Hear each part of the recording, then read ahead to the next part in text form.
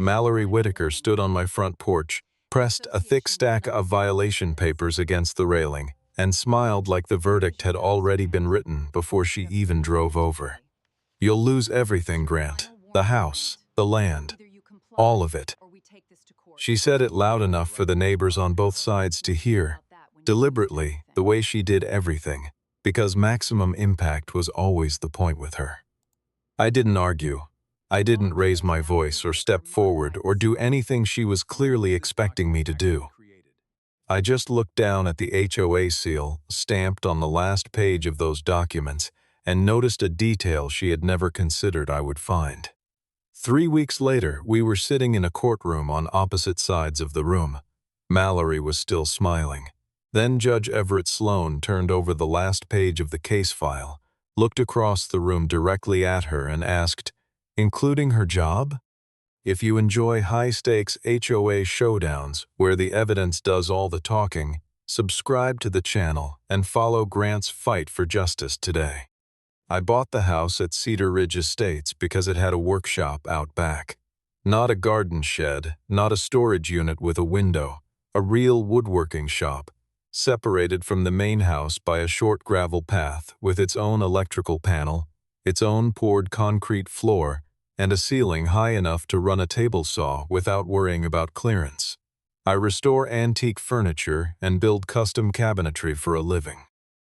I've done it since I was 23, when I apprenticed under a craftsman named Doyle who had thick forearms and 20 years of old lacquer under his fingernails, and who taught me that the most important tool in any shop isn't the one that costs the most. It's patience. The kind of patience that lets you run a plane across a grain 3 times before you commit to the direction. The work I do is slow, deliberate, and entirely dependent on having a space where I can leave a half-finished dresser on the bench overnight and come back to it in the morning without someone having touched it. Cedar Ridge gave me that. The house itself needed work when I bought it. New plumbing under the kitchen, a roof replacement on the main structure, some window caulking that was past its useful life. But the workshop was in solid shape, and the gravel path between the 2 buildings had a quality I liked: quiet, functional, slightly removed from the world. The neighborhood was fine: quiet streets, well-kept lawns, a community clubhouse I had walked past maybe twice in the 2 years I'd owned the place. I paid my HOA dues on time, every quarter, without a single late notice. I attended 0 pool parties and even fewer holiday decorating committee meetings. I had nothing against my neighbors. I just wasn't built for organized social programming. I was built for sawdust and solitude and getting a drawer to fit its frame on the first try. Then Northgate Community Management took over the contract for Cedar Ridge, and a woman named Mallory Whitaker became the name signed at the bottom of every piece of official mail that arrived in my box. The first time she came to my door, I was unloading timber from the bed of my pickup in the driveway. My truck is older, scratched along both rear panels, the kind of vehicle that says working man rather than weekend hobbyist. I had sawdust worked into the seams of my jeans and a canvas work shirt with a small split at the left shoulder that I kept meaning to repair. Mallory arrived in a blazer, lanyard, and the kind of flat-soled shoes designed for people who spend a lot of time walking through communities they do not live in. She carried a clipboard. She looked at me with the particular expression of someone running a quick mental assessment and coming up with an answer they're fairly confident about. Then she said, "Is the homeowner available?" I told her she was looking at him. She did not apologize. She did not adjust. She just smoothed something invisible off her sleeve and launched into her introduction as though I had given the incorrect answer to an easy question and she had generously decided to move past it. That was the first moment I understood how she had categorized me.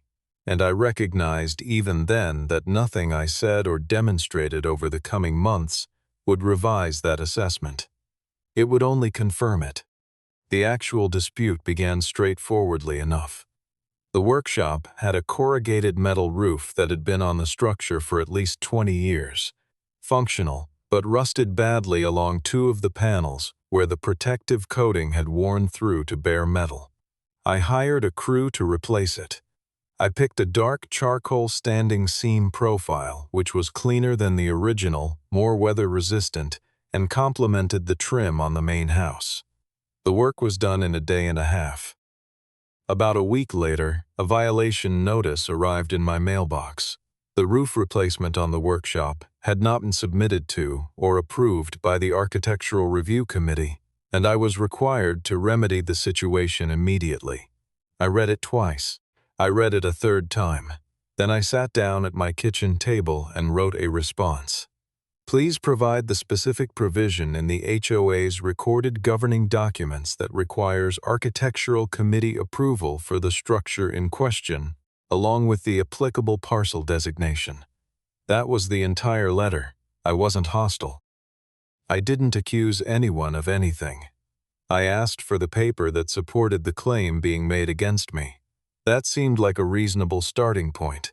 Instead of a document citation, I got Mallory in my driveway 3 days later. She looked at the workshop roof for a long moment, then at me, and said, "Grant, men like you always turn something straightforward into a whole production." I remember those words exactly, because they told me more about how the next several months were going to unfold than any piece of HOA paperwork she had sent or would send. I still didn't argue. I asked again, calmly, for the governing document in writing. She left without providing it, and 2 days after that, I opened an invoice in the mail. $250 for the initial violation fine, followed by a note indicating $100 per day would accrue until the matter was resolved to the HOA's satisfaction. Within 2.5 weeks, Mallory had stacked the original fine, daily accumulating penalties, a separate inspection charge, an administrative processing fee, and something listed as an attorney preparation fee, which meant Northgate had already involved their legal team before I'd been given any formal opportunity to respond, appeal, or even schedule a conversation. The total cleared $4,000. I submitted a formal written request for everything I thought I was entitled to see. The full HOA governing documents and CC&Rs, the recorded subdivision plat showing property boundaries, the Architectural Committee meeting minutes relevant to my violation, the board meeting minutes where any fine against me had been discussed or approved, the original written determination of the violation, and the procedure for filing a formal appeal. What came back was a single PDF attachment containing the entire HOA bylaws.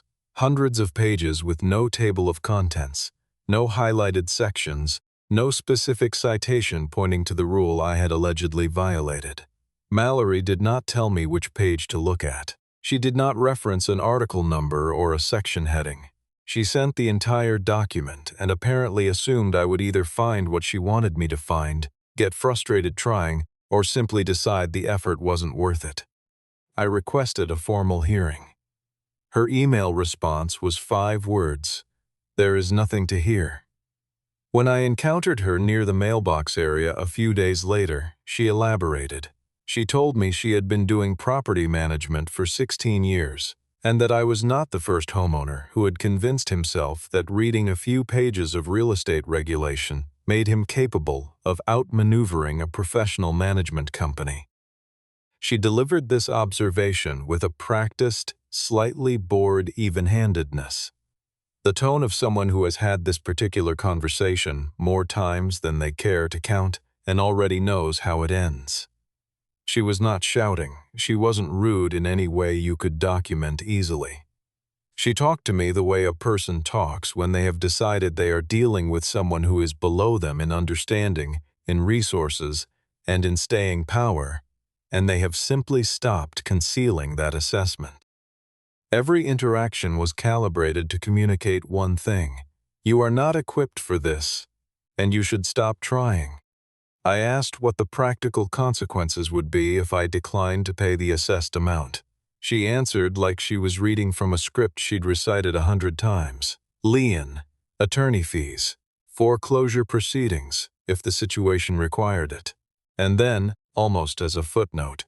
Men usually become cooperative once their home is the thing at risk. I decided that evening I would not be replacing the roof, not because I was committed to the color, or because I had made it a point of pride. I had begun to suspect, for the first time, that compliance wasn't actually what Mallory was after. She had never identified a specific rule I'd broken. She had never produced a document. She had only escalated the financial pressure and waited for me to fold. That didn't feel like an enforcement action. That felt like a strategy. I went inside, made coffee, and pulled the original closing documents from the file I kept in the bottom drawer of my desk. I was looking for the HOA disclosure packet to read through the CC&Rs myself. Instead, I ended up staring at the property survey for a long time. The main house sat on one designated parcel. The workshop and the strip of land behind it had a separate designation, a different number, a different surveyor's notation. I had owned the property for 2 years and had never looked at it that closely before. I drove to the county recorder's office the following morning with a yellow legal pad and a vague sense that I was either going to find something useful or waste a long Tuesday. The clerk directed me to the subdivision plat room, and I spent close to 3 hours going through Cedar Ridge's recorded history. The original plat had been filed when the development was established, and it listed every lot formally incorporated into the subdivision at the time of its creation. My main residence appeared on that list as Lot 42. The parcel where the workshop stood, the one behind the gravel path, the one with the old metal roof I had replaced with charcoal standing seam, had a different designation, parcel B17. And parcel B17 was not on the subdivision list. It was older than Cedar Ridge. It was a legacy parcel from a prior agricultural boundary survey, predating the development entirely, and it had never been formally annexed into the homeowners association. I went through the annexation documentation twice, running my finger down every entry on every page. Lot 42 was there. Lots 41 and 43 were there. Their neighbors' lots were there. Parcel B17 appeared nowhere in the annexation record. I then searched for any instrument that might have brought it into the HOA after the original filing. A supplemental declaration, a deed amendment, a boundary modification signed by the prior property owner, anything that would have created a legal connection between parcel B17 and Cedar Ridge's governing authority. There was nothing. No instrument number, no recording date, no signatory, no attachment, no amendment, nothing. What that meant, as best I could read it, was straightforward. The HOA almost certainly had full authority over my house, my front yard, my driveway, and my mailbox. But the workshop, the specific structure Mallory had been sending me violation notices about for weeks, the one she had assessed over $4,000 in fines against, was sitting on a parcel that had, as far as the recorded deed history showed, never been legally brought under HOA authority. I drove home without stopping anywhere and sat in the truck in the driveway for a while before going inside. I thought about the way Mallory had looked at me every single time, the absolute certainty in her voice, the way she said things like, "I've done this for 16 years, and you're not the first one who thought he could win this." Then I called Tessa Monroe. Tessa was a real estate attorney I'd been referred to by a contractor I worked with occasionally. Not a close friend, not someone on retainer, just a name on a card from someone who said she was thorough. She met me at her office, reviewed the closing documents, the plat, the annexation record, and every piece of correspondence Mallory had sent me, and then leaned back in her chair and said the most strategically precise thing anyone had said to me since this situation began. "Don't contact Mallory anymore," I asked her to explain. She said, "Because right now we want her to keep writing." The logic was clean. If Mallory genuinely believed the HOA had legal authority over parcel B17, she would eventually produce the recorded instrument confirming it. And if one existed, we needed to see it. If she had no such instrument but continued sending enforcement correspondence, Every letter and email she sent after this point would become part of a record of actions taken without legal basis. Either way, silence on my end was more useful than anything I could say. So I sent one precise email through the Northgate management portal. Please identify the recorded instrument, placing parcel B17 under HOA Architectural Authority. Mallory's reply came back the following afternoon. Cedar Ridge HOA governs all properties within the community boundaries. This matter is considered closed. No deed book reference, no instrument number, no recording date, no exhibit, not a single citation to any piece of recorded real property law. She had 16 years of professional experience in property management, and she could not point to one line in the official record because the line she needed didn't exist. 3 days after that, rather than answering my question, Mallory sent a notice of intent to record lien against my property. The stated amount was $11,840. I stared at that number for longer than I want to admit. Then I photographed it and forwarded it to Tessa. The HOA board meeting was the first one I had attended since moving to Cedar Ridge 2 years prior. I took a seat in the third row and waited through the agenda items until public comment was opened. When my name was called, Mallory spoke before I had said a word. "Grant isn't here to ask questions. He's here to argue." She said it to the board with the quiet authority of someone who had been managing these rooms for a long time and knew how to frame a narrative before the other person could establish one. I ignored it. I told the board I had one specific request: to see the minutes from whatever meeting had resulted in the approval of the fines and the authorization for lien proceedings against my property. Mallory told the board that enforcement decisions had been reviewed and approved. I looked down the table at Calvin Price, the HOA treasurer. He had his hands folded in his lap and was studying them with careful attention.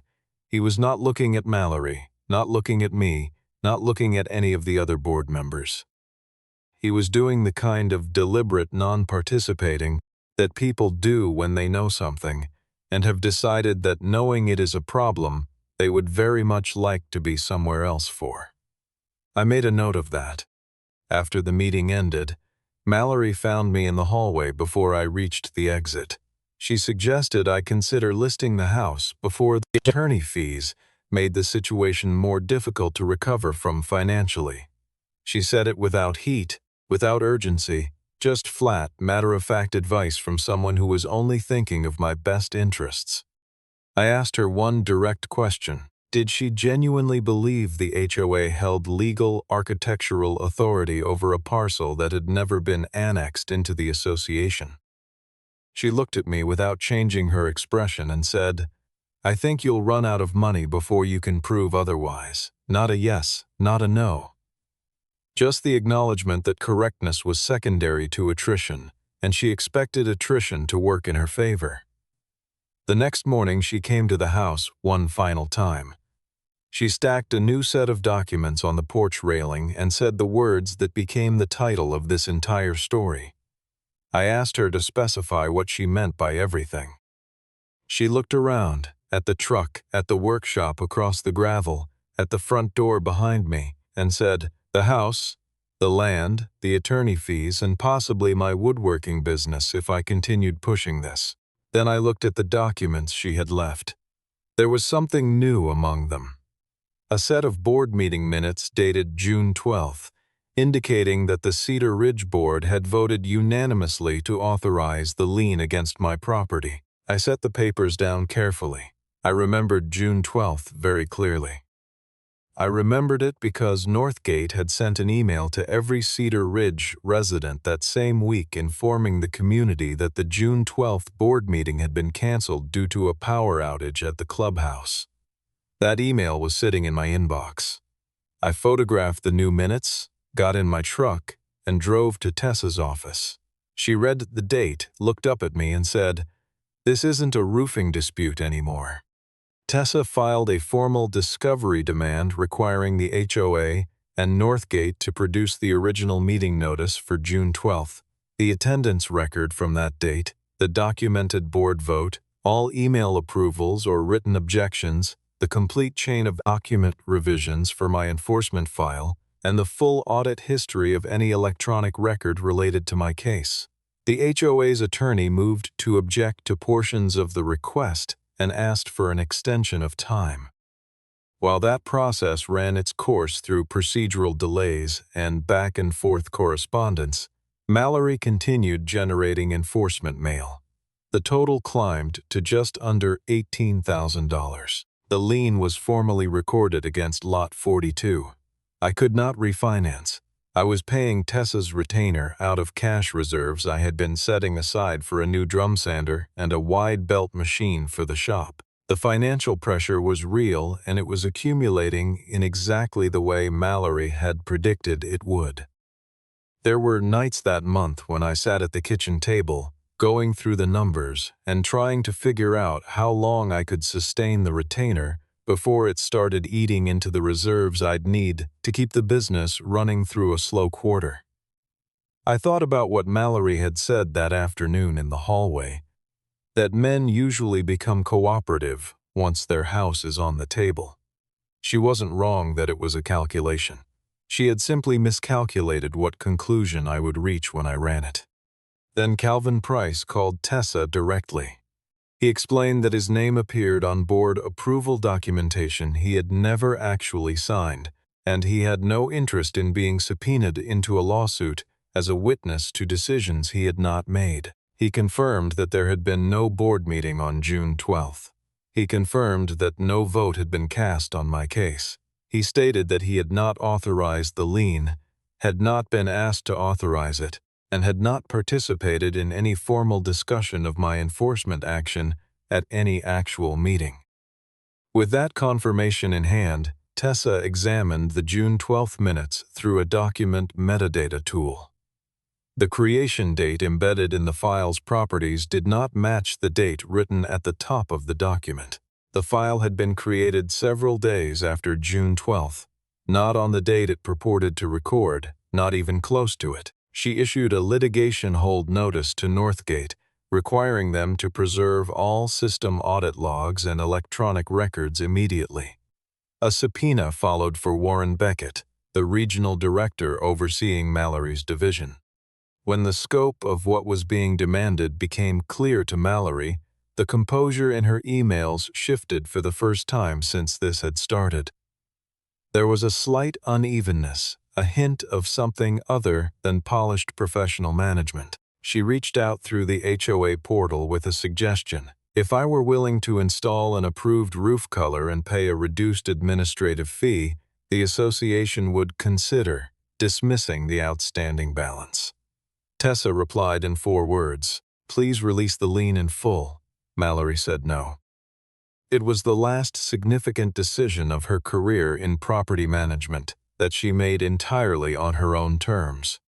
The audit log that Northgate produced under subpoena was a complete time-stamped history of every action taken on every file in their management software, tagged to individual user accounts. When Tessa and I went through my enforcement files logged together, the picture it drew was not complicated. After I had sent the formal email asking Northgate to identify the recorded instrument for parcel B17, the account registered to the username M. Whitaker had accessed my enforcement file and performed a sequence of changes. A new violation description had been added. The June 12th meeting minutes had been uploaded to the file, and the case status had been manually changed from manager review pending to board approved. Every one of those modifications had been made after the dispute was already formally in progress. The system had recorded each action automatically, and the timestamps could not be retroactively altered. Tessa then obtained Northgate's internal policy manual through the subpoena process. It prohibited community managers from certifying board approval on any enforcement action without a documented vote, from altering enforcement records after a homeowner dispute had been formally initiated without creating a corresponding audit note, and from asserting HOA architectural jurisdiction over any parcel without first verifying the recorded deed chain. Mallory had done all three, in sequence, using her own credentialed account. When Warren Beckett was deposed, he acknowledged that the modifications shown in the log were inconsistent with the company's policies and outside the scope of what a community manager was authorized to do unilaterally. He did not describe Mallory's conduct as criminal. That was not his determination to make, but he confirmed that the system's record was accurate, that the account was hers, and that what had been done to my file should not have been done that way. By the time we walked into the courthouse for the hearing, Mallory had lost the single thing that had made every prior encounter with her feel unwinnable: the assumption that her documentation would always hold up because no one would look at it closely enough. I arrived at the courthouse early and sat in the gallery while Tessa arranged her exhibits at the petitioner's table. Mallory was already there with Garrett, the HOA's attorney, a composed, precise man who had spent the previous 2 months finding technical grounds to slow every discovery deadline. She glanced at me across the room. I met her eyes. She looked away first, but her expression had not changed much from the one she'd worn on my porch. That same, slightly lowered chin, that same particular confidence in her own position. The HOA presented first. Garrett argued that I was a homeowner who had willfully refused to comply with legitimate architectural standards, refused to pay properly assessed fees, and stretched a routine enforcement matter into a protracted legal proceeding at significant cost to the association and its residents. He described Mallory as a dedicated professional executing her responsibilities under an existing management contract. Judge Everett Sloan was a 61-year-old man who had heard a great many people explain why they were right in that room, and his face during Garrett's presentation communicated exactly nothing. He let the attorney finish. He turned a page. Then Tessa stood. She opened by placing the original recorded subdivision plat on the projector screen and walking the judge through the boundaries of Cedar Ridge Estates as formally established in the original filing. She identified Lot 42. She identified Parcel B17. She showed him the annexation list. Judge Sloan leaned forward and asked Tessa to point to where Parcel B17 appeared on the list. She pointed to the section where it was conspicuously absent. The judge turned to Garrett and said, "Show me where Parcel B17 was annexed." Garrett conferred with Mallory in a low voice for a moment, then asked whether they might have the opportunity to provide supplemental documentation at a later date. Judge Sloan said, "You've known about this question since the original discovery request. Show me what you have today." They had nothing. Mallory offered that the entire area had always been understood to fall within Cedar Ridge's community boundaries. Judge Sloan responded without raising his voice, "I'm not asking where the land is. I'm asking what legal instrument created jurisdiction over it. Those are different questions." There was no answer offered. The room moved on. Tessa turned to the lien. She asked who had authorized it. Garrett said the board had voted to approve enforcement. Judge Sloan asked when the vote had been taken. He was told June 12th. Tessa placed the Northgate cancellation email on the projector screen, the one sent to every Cedar Ridge resident announcing that the June 12th meeting had been canceled due to the clubhouse power outage. She placed Calvin Price's written declaration beside it. Calvin confirmed from the witness stand that no board meeting had occurred on June 12th, that no vote on my case had been taken, and that the minutes presented as documenting that meeting were not a record of any event he had participated in or been informed of. Judge Sloan picked up the minutes, held them for a moment, then asked Mallory directly when the document had been created. She said it had been prepared to formalize a decision the board had reached. He asked her when that decision had actually been reached and by whom. She said the board members had communicated their position informally over the course of several conversations. He asked whether any written record of those conversations existed. An email chain, a text message, a signed confirmation, anything at all. She could not produce one. He asked whether she had informed the homeowner that the authorization for the lien had originated in informal conversations rather than a formal vote. She said that distinction was an administrative matter. Judge Sloan set the minutes down and looked at her for a moment, without saying anything. Then Tessa presented the audit log. She walked through it line by line. The timestamps, the account name, the specific sequence of changes made to my file after I had submitted my inquiry about parcel B17. Warren Beckett confirmed from the stand that the Whitaker account was Mallory's, that the modifications shown in the log had been made by that account in that sequence on those dates, and that the edits were not consistent with standard operating procedure under Northgate's internal policies. The atmosphere in the courtroom had been shifting incrementally for the better part of an hour, and by the time Tessa sat down it was entirely different from what it had been when we filed in. Garrett stood for his closing and made an argument I had not anticipated.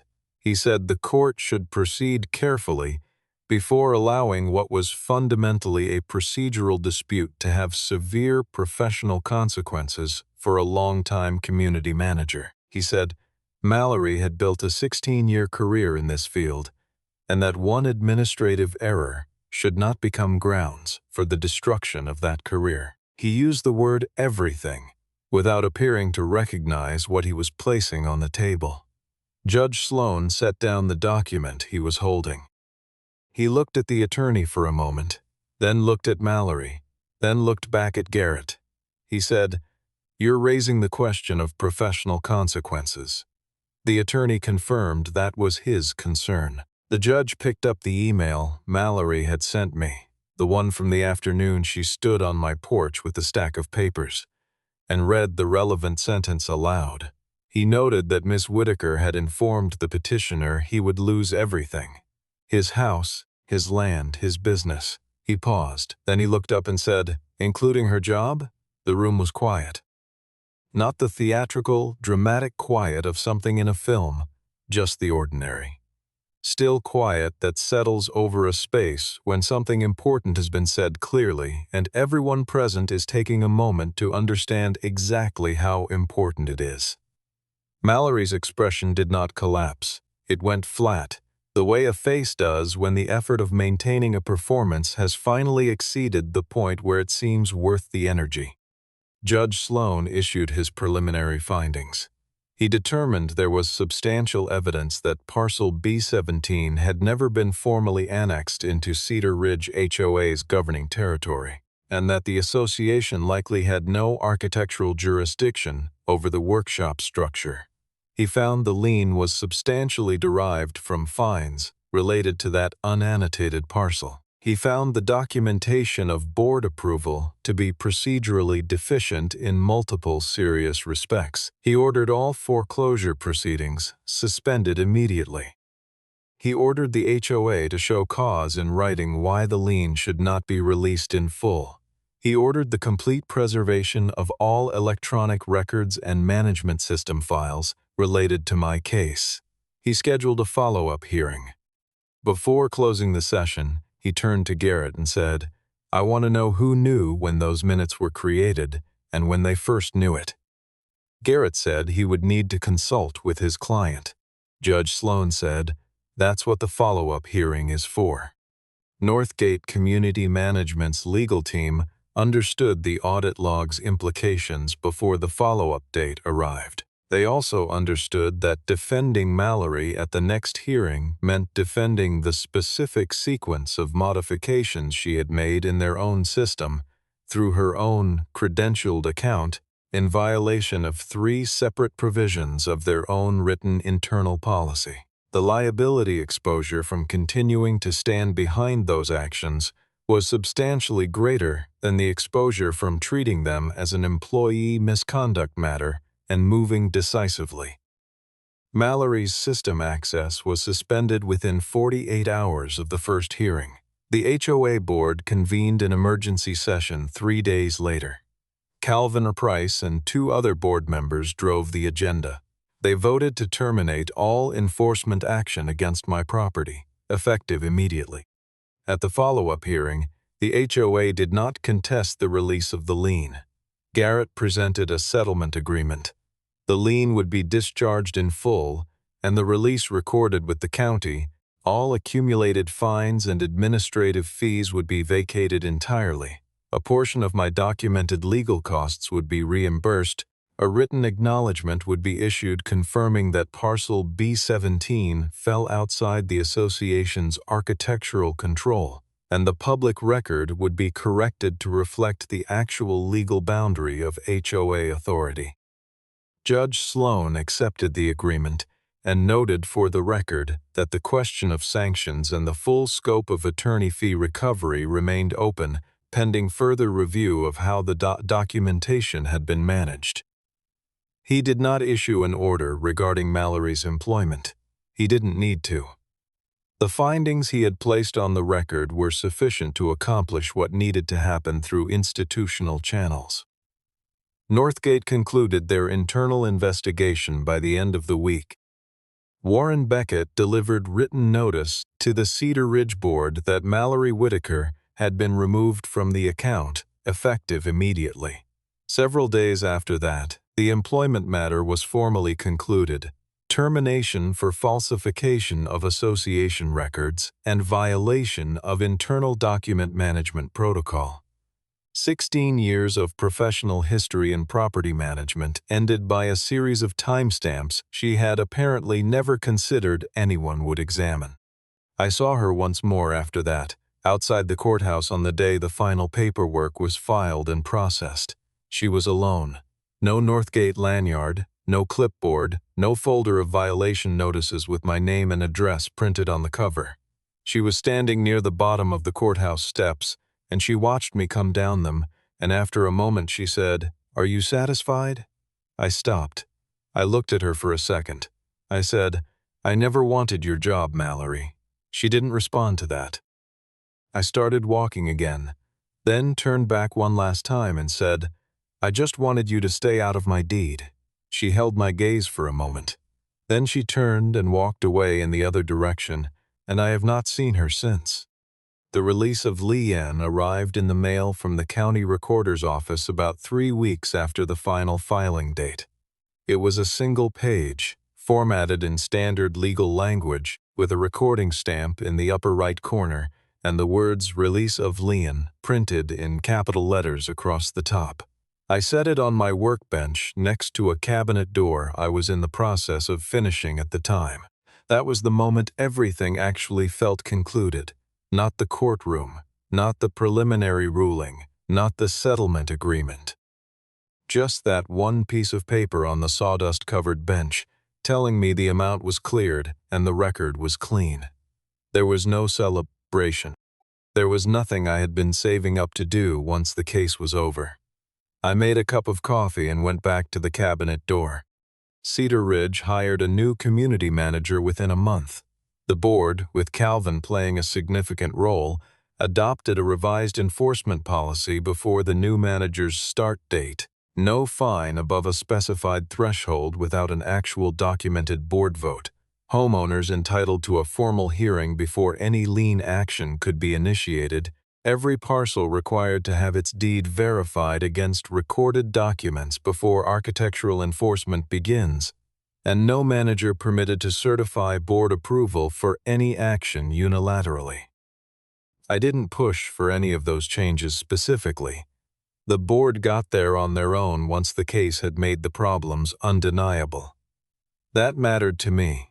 A policy adopted because someone was forced to adopt it is a different thing from one adopted because the people responsible actually understood what had gone wrong.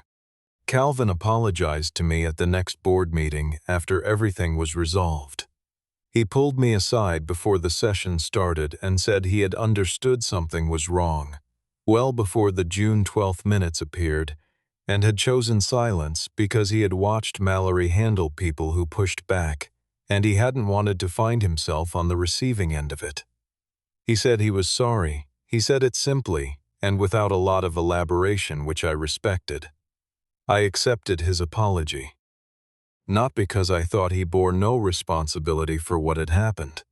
He did, and we both understood that without needing to say it again, but because the story of how Mallory had operated for as long as she did was never really only about Mallory. It was about a system that sustained itself, not through force alone, but through the accumulated decision of enough people in close enough proximity to a problem to look away and decide it wasn't theirs to solve. That's how most situations like this one outlast the point where they should have ended. Not because one person is uniquely powerful or uniquely malicious, but because a sufficient number of the people nearby have quietly concluded that the personal cost of staying quiet is lower than the personal cost of speaking up. Calvin wasn't a villain in this story. He was just one of the many people who made the space around Mallory comfortable enough for her to keep operating the way she did. I still have the workshop, same concrete floor, same electrical panel, same router table in the corner where I do my joinery work. The ceiling still clears the top of the table saw with room to spare. The roof is still the same charcoal standing seam profile I chose when I replaced it. Not the color Mallory told me to remove, not the color she said would cost me my house. The rain hits it differently than the old corrugated metal used to. Quieter, more even, cleaner. The night the case formally concluded, I sat in the shop after dark with the work light on over the bench and the release of lien still sitting where I'd left it beside the cabinet door, and I thought about what she had said on my porch. You'll lose everything. She had meant it as a threat with a clear intended target. Me, my house, my business, my bank account, my ability to stay in a fight she fully expected to outlast me financially. In the end, it functioned as something much closer to a prediction, just aimed in entirely the wrong direction. The authority she had built over 16 years, the system she used to run Cedar Ridge, the credentialed access that let her modify records and certify decisions that had never been made. That was the everything that was lost. She had believed the power lived in letters with HOA logos on them, in lien notices, in the word foreclosure spoken calmly to a man standing on his own front porch, in the accumulated pressure of fees and deadlines, and the confident assumption that I would eventually decide that fighting cost more than it was worth. What I learned, and what I think she never believed about me until it was too late to matter, was that the power was never in the letters. It was always in the paperwork underneath them, in the recorded plat, in the annexation list, in the metadata of a document created days after the date stamped on its face. She handed me the evidence with every single thing she wrote, and she kept writing because she had made a decision early on that I wasn't the kind of man who read carefully. Mallory had believed that power lived in letterhead and in the weight of institutional authority behind it. I found out that power, in the end, lives in the fine print she was too confident to think I would ever bother to read.